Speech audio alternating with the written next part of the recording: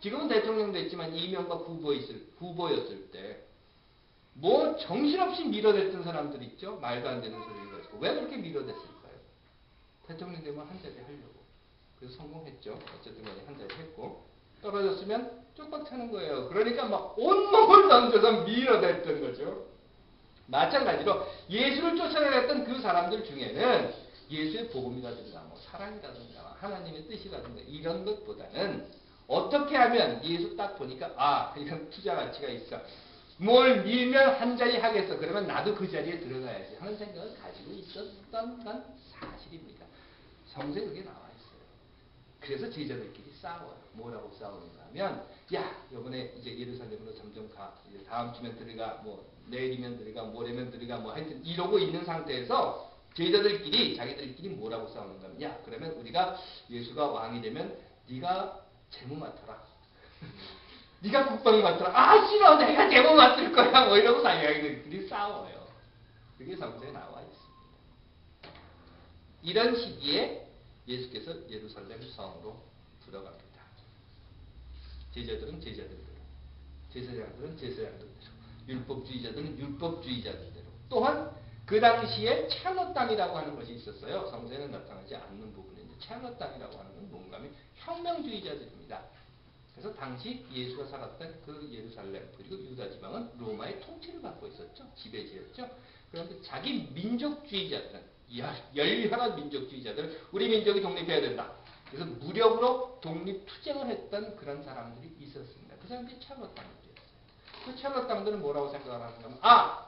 예수가 이렇게 많은 군중들을 데리고 온다고 하면 싸움은 뭘로 합니까? 요즘이야 뭐 컴퓨터로 치고받고 싸우지만 옛날엔 나 머리수로 싸우잖아요. 자, 나 우리 편이다. 밀어붙이자 하는 생각을 했던 찰럿 땅들도 잔뜩 긴장을 하고 예수를 기다렸고 그런가 하면 로마 군인들은 어땠겠습니까?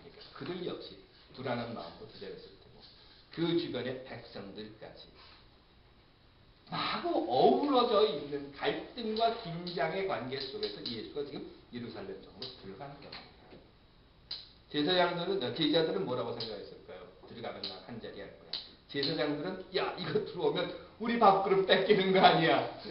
율법학자들은 뭐라고 했을까요? 이게 들어와서 온통 해버리면 우리 율법이고 뭐고 다 없어져 버리니까 큰일 나. 첼로 땅들은 야 됐다. 이걸 빌미로 해서 정권 탈취, 국가 전복 많이 들어본 이야기지만 그걸 한번 해보자라든가 또는 로마는 뭐라고 이야기를 했는가 하면 야 예수 들어오면 세금 징수에 문제가 있을 수 있어. 막아야 돼. 하지만 그 사이에 백성들은 뭐라고 생각을 했을까요? 저는 이렇게 봤어요. 성직자지를 흔들면서 의신하고 뭐 떡이 그만죠.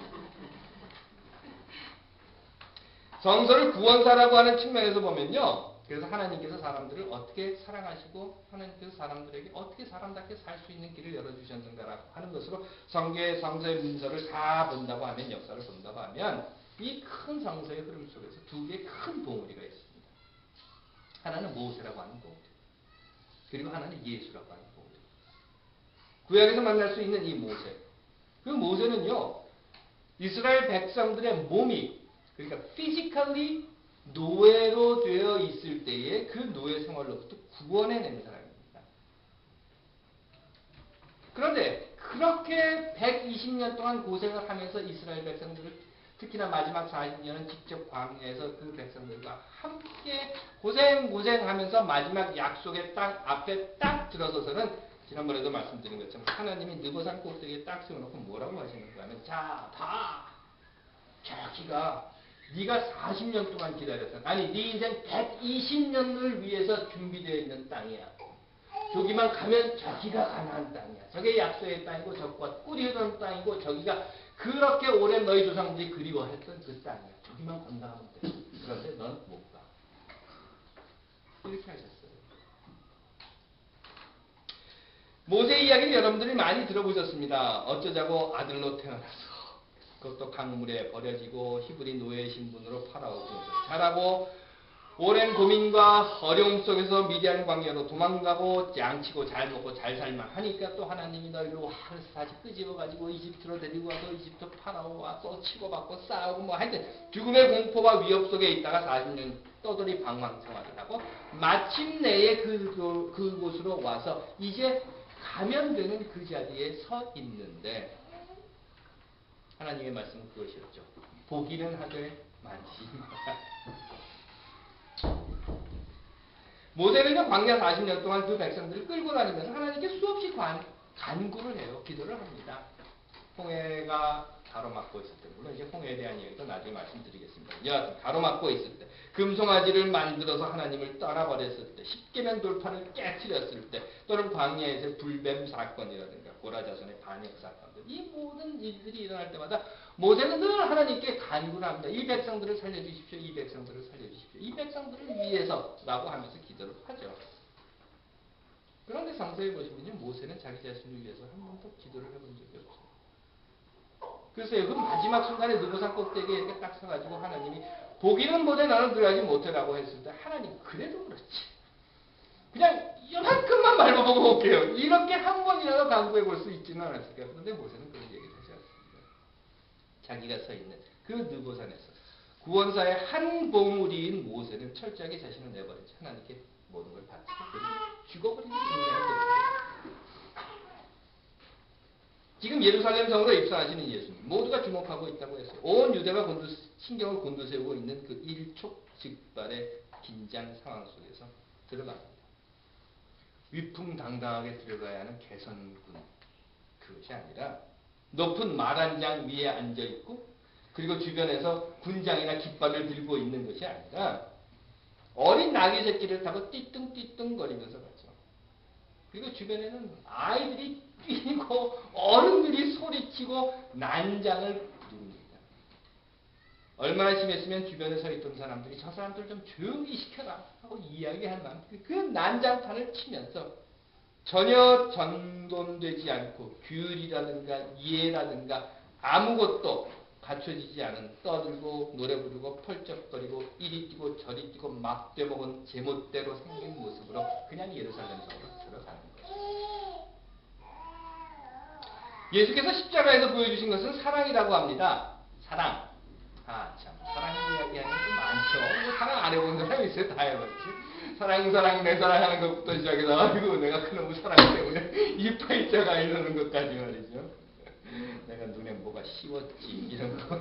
그래서 사랑은 사랑인 거란 말이죠. 해서 예수께서는 십자가에서 우리에게 사랑을 보여주셔요. 그리고 예수께서 십자가에서 죽었다라고 하는 것은 예수가 죽었다 그것으로 끝이는 것이 아니라 얼마나 우리를 사랑하나 어디까지 우리를 사랑하나요? 아니 어디까지 사람을 사랑하나 어디까지 세상을 사랑하는가 하는 그 사랑의 관계를 우리에게 보여주시는 겁니다. 하지만 우리가 잘못 알고 있는 것 중에 하나는요, 마치 이 십자가 사건이 우리의 죄를 용서하기 위해서 해서 이 십자가 사건의 피 흘림으로 우리의 죄가 용서를 받는다라고 하는 것에만, 물론 그렇게도 생각할 수 있겠죠. 하지만 그것에만 그냥 묶여 있다고 하면 어떤 생각이 드는가 하면 마치 드라큘라가 나타나면 십자가를 탁 물러가라 이러는 예수의 피가 뿌리면 다 없어져가는 이런 주문 같은 것으로 되어버리고 만드는 거예요. 한글 찬송가 중에 이런 게 있어요. 혹시 들어보신 분 계실지 모르겠습니다만 예수 나를 위하여 이런 게 있어요. 그 가사를 제가 읽어드릴게요. 예수 나를 위하여 십자가를 질 때 세상 죄를 지시고 고쳐당하셨네. 이 십자가 지심은 무슨 죄가 있나? 저 무지한 사람들 메시아 죽였네. 피와 같은 붉은 죄 없는 이가 없네. 나도 있죠. 십자가의 공로로 눈과 같이 되네. 아름답다 예수여 나의 좋은 친구. 예수 공로 아니면 영은 형벌 받네. 그리고 난 다음에 후렴은 이렇게 되어 있습니다. 예수여 나의 죄를 위하여 법의 피를 흘리니 죄인 받으소서. 그런데 여기에 아주 중요한 게 하나 빠져있어요. 그건 뭔가면요. 앞서서 말씀드린 것처럼 성서가 우리에게 보여주고 있는 큰 구원사의 양대 봉우리 중에 하나인 모세가 자기 자신을 느보산 위에서 다 바치면서 이스라엘 사람들을 이집트의 몸으로 피지컬리 노예되어 있는 것으로부터 해방시켰던 것처럼 예수는 십자가에서 자기 자신을 내줌으로 해서 우리에게 사랑을 보여줬다는 거예요. 그리고 우리로 하여금 풀려나는 해방을, 자유를 주었다는 겁니다. 그 자유라고 하는 것은 우리가 강제로 묶여있는 것으로부터의 자유, 억지라는 노예로부터의 자유, 무조건이라고 하는 노예로부터의 자유, 보지 않고 믿는 어리석음이라고 하는 노예, 또는 어떻게 살든 천당만 가면 된다라고 하는 것에 묶여있는 노예, 시키는 대로만 하면 구원받는다라고 하는 것으로의 노예 또는 목사 말만 잘 들으면 천당 갈 거야 라고 믿는 그 어리석음의 노예로부터 예수는 우리를 풀려나게 해줬다는 겁니다. 그 사랑이라고 하는 것으로. 그렇게 풀어주었는데 이미 풀려나는데 아직도 우리는 이 성경 이 찬송가를 부르면서 뭐라고 이야기하는가 하면 피를 흘려주셔서 우리가 풀려나게 하고 있다는 거예요. 이 찬송가를 부를 때 우리는 늘 예수 보배 피로 우리를 용서해 주십시오. 작년에도 했고 금년에도 했고 뭐 내년에도 할 거고 계속 그러고 있는 거죠. 왜? 이미 풀려났는데도 풀려난 것을 모르기 때문에. 글쎄요. 오늘 이 자리에서 우리가 또다시 우리를 위하여 피를 흘려주시옵소서 하고 기도하고 찬양하고 있다고 하면 혹시 예수께서 이 자리에 오셔서 이렇게 이야기하실지도 몰라요. 임마 이제는 흘릴 필요 없어. 구원의 양대 봉우리 모세와 예수라는 말씀을 드렸습니다. 그리고 모세는 자신의 삶 전체를 바쳐서 이스라엘을 해방시켰고 예수 역시 자기의 모든 것을 버려서 하나님의 사랑을 나타내 보여줌으로 우리로 하여금 묶인 것으로 풀려나게 해주셨습니다. 우리에게 자유를 주셨다는 겁니다. 그러므로 이제 우리는요. 우리 스스로가 모세와 예수의 자리에 서야 됩니다. 오늘도 예수여 나를 위하여 대신 죽어주시옵소서 할 것이 아니라 이제 우리가 예수와 모세의 자리에 서야 된다는 겁니다. 혹시 기억나십니까? 참 오래전 영화인데요. A Few Good Men이라고 하는 영화.